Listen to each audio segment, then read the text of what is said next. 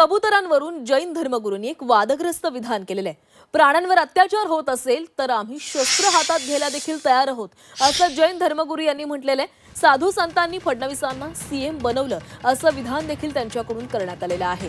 आज जैन समाजाकडून शांती सभेचं आयोजन करण्यात आलेलं आहे आणि याच शांती सभेमध्ये त्यांनी हे वादग्रस्त विधान केलेलं आहे। सोबतच जर कबुतरांमुळे एखादा व्यक्तीचा मृत्यू होत असेल तर त्यात काय झालं असं विधान देखील त्यांच्याकडून काही वेळापूर्वीच करण्यात आलेलं आहे।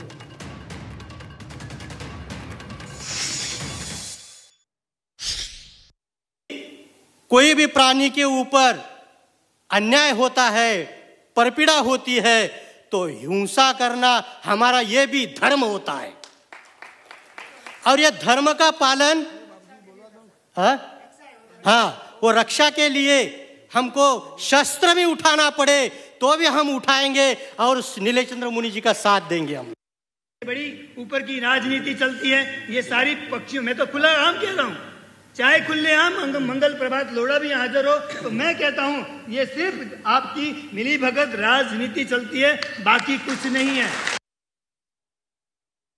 तर साधू संतांनी फडणवीसांना सीएम केलं असं वक्तव्य देखील त्यांच्याकडून करण्यात आलेलं आहे।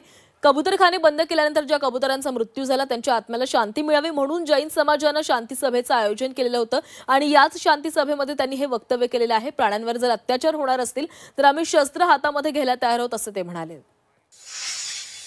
ने भी ये राजकारण कर रहे हैं, ये राज्य सत्ता वाले, इनको ये पता होना चाहिए कि ये भी महाराष्ट्र में चुनाव के अंदर टाइम में हम सब संत लोग घर घर में जाके हर प्रांत के हर धर्म के संत लोग जाके आवाज उठाए, तब जाके ये देवेंद्र फडणवीस मुख्यमंत्री बना है।